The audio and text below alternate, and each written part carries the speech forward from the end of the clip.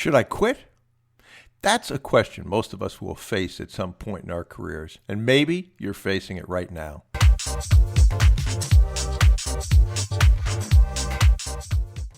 Hi, I'm Bruce Whipple, and on this episode of the Business Acquisition Podcast, we're going to talk about how to answer the question of should I quit, should I pivot to another industry if the industry you're working on isn't working for you.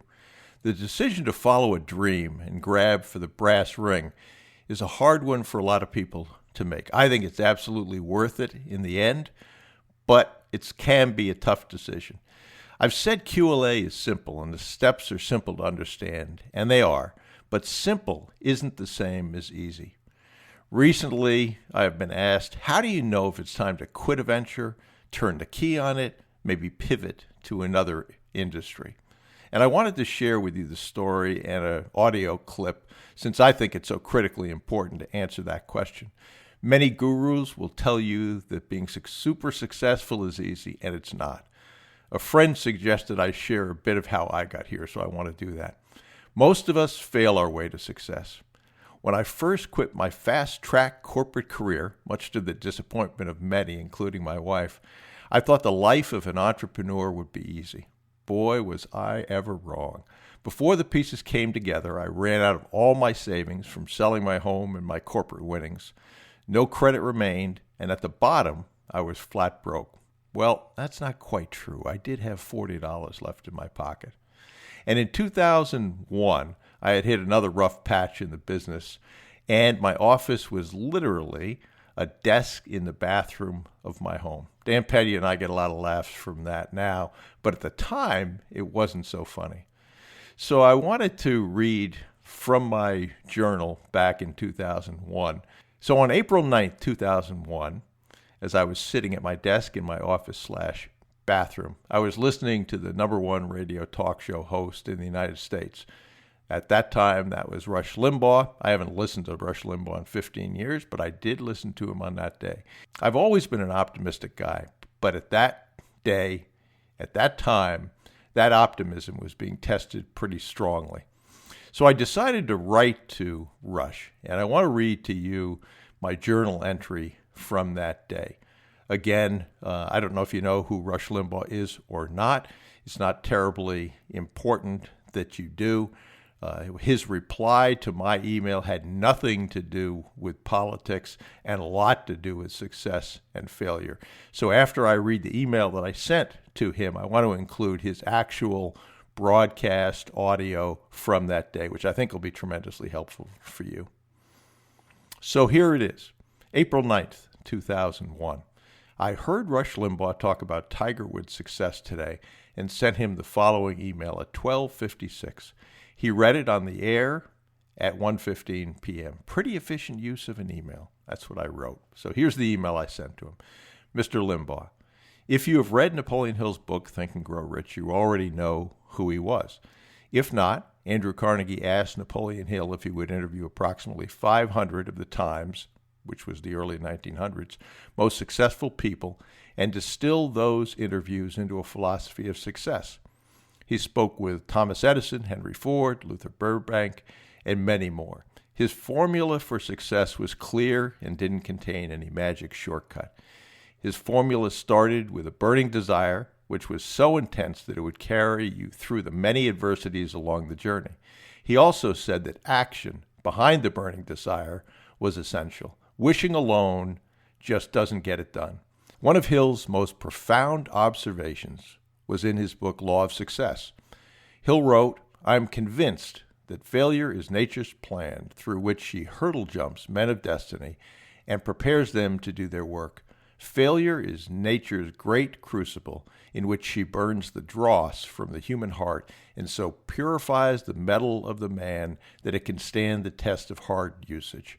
We would cease to fear or run away from trying experiences if we observed from the biographies of men of destiny that nearly every one of them was sorely tried and run through the mill of merciless experience before he arrived.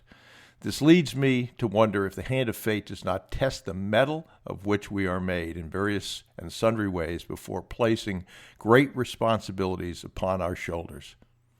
And then I finished that by saying, I've always thought Think and Grow Rich should be required reading in school. And I was surprised at how fast Rush Limbaugh responded to that email. And I want to include that audio for you now. Along these lines, this email comes from Bruce Whipple. Mr. Limbaugh, if you've read Napoleon Hill's book, Think and Grow Rich, you already know who he was. But if not, and of course I do, but some of you may not, Andrew Carnegie asked Napoleon Hill if he would interview approximately 500 people, the early 1900s, the most successful people, and distill those interviews into a philosophy of success. He spoke with Thomas Edison, Henry Ford, Luther Burbank, and many more. His formula for success was clear and didn't contain any magic shortcuts, the results of his interviews. The formula started with a burning desire, which was so intense that it would carry you through the many adversities along the way. He also said that action behind that burning desire was essential. Just wishing alone didn't get anything done. Sitting around hoping for it, sitting around wishing for it, meant nothing. That action accompanying the desire was the key. Now, one of Napoleon Hill's most profound observations in his book, Law of Success, was this: I'm convinced that failure is nature's plan through which she hurdle jumps men of destiny and prepares them to do their work. Failure is nature's great crucible in which she burns the dross from the human heart and so purifies the metal of the man that it can stand the test of hard usage. We would cease to fear or to run away from trying experiences if we observed from the biographies of men of destiny that nearly every one of them was sorely tried and run through the mill of merciless experience before he arrived. That's a flowery way of saying that most of the, if not all, of the tremendously successful people in this country have also been spectacular failures, from which they were toughened, from which they learned, and from which they were, or by which they were further prepared. And Mr. Whipple says, this leads me to wonder if the hand of fate does not test the metal of which we are made in various and sundry ways before placing great responsibilities upon our shoulders. So I think that the lesson here, and remember now, it is I wouldn't call it it's an approach, a passion of mine, the things that, and I don't know that it would be if I hadn't had the chance to meet some of these people. I'd probably be laboring under whatever misconceptions everybody has. But having met people who I consider to be among, if not the best at what they do, you can't help but notice certain common characteristics about them. And as Napoleon Hill here discovered, burning desire or passion, that's clearly number one. No question about it. But the thing that I had not associated with it, too, that Napoleon Hill does is failure. And how that toughens you, prepares you even more. And how, in some cases, there's no tolerance for it on the part of those observing the person in question. But it's almost always present in the life of somebody who's ultimately and eminently successful.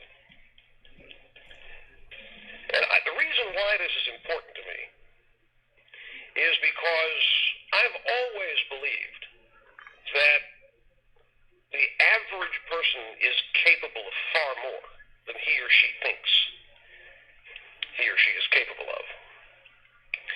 There's something else in common about successful people. They've all been told that what they want to do won't work. There is negativity around everybody at all times. And for some strange human characteristic-oriented reason, people are prone to believe positivity. It takes work to be positive. It takes a supreme effort to be positive. You look at Norman Vincent Peale and all these other people who have written books on the power of positive thinking. They themselves get quite wealthy because it's not a natural state. It's something that you have to talk yourself into. You have to psych yourself up for. The natural tendency is doom and gloom. The natural tendency is pessimism. Amongst, not all people, but among many. And you have to fight that. And the idea that being upbeat and positive about things is just part and parcel of achievement as well. And I've seen, I've mentioned this before, how many of you think back now to who was your best teacher, high school, college, or whatever? And at the time, you liked that teacher. You may have hated him, in fact, at the time. Or you might have thought they were the best teacher because you enjoyed them the most. You laughed or had the most fun. But now, as you look back on it, the best teachers are the ones that got more out of you than you thought you had. The best teachers or the most inspirational people in your life, they may not have been teachers. Whoever they were, could have been your mom and dad or a close friend, but whoever, it was a person or people that led you to realize you were better than you thought you were. You had more ability than you thought you had. Once you learn that, this is what I hate about affirmative action, it's what I hate about multiculturalism, it's what I hate about liberalism and the politics of group. Once you learn that you're better than you think you are, no matter how good you think, then it's Katie bar the door. Once you get that kind of confidence. And since I think a nation is nothing more than the result of the sum total of its people, not its government. I mean, America is great because of its people using God-given freedom to seek that which is the best in them, to seek that which is the most pleasing, whatever it is, the quest to be as good as you can be, the best you can be in this rich atmosphere of freedom. There's just no holding us back as a nation. But the more people who are held back because they don't think that they have what it takes, because that's what they've been told, either by their parents or by their friends or by teachers or by their government or whatever. And that's what troubles me. That I've just, from my own personal experiences, and not my own, my personal experiences of meeting and seeing and watching, observing other people, I know that the vast majority of people in this country are capable of so much more than even they think.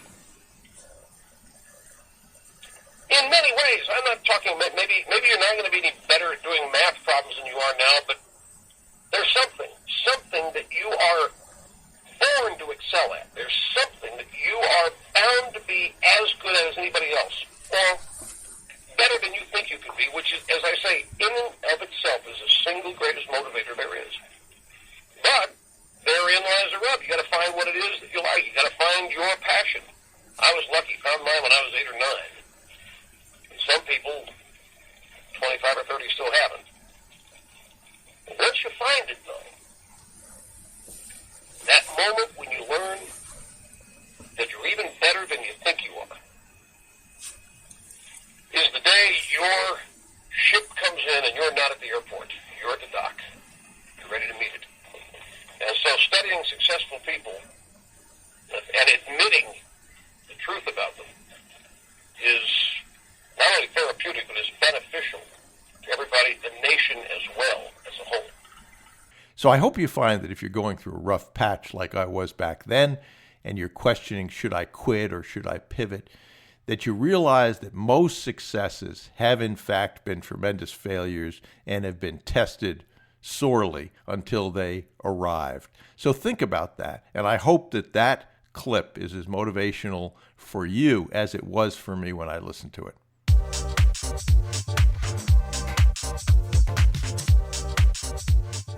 Okay, so if you have any questions or comments or ideas for future episodes, please email bruce@brucewhipple.com.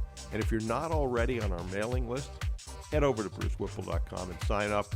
and grab any of the free reports. That'll put you on the mailing list. There is a lot of free information you can use to acquire already profitable businesses. This is Bruce Whipple. Thanks for listening to the Business Acquisition Podcast. And remember, you miss 100% of the opportunities you fail to take. And procrastination truly is the thief of time. So do something today, please. Your future self will be proud of you.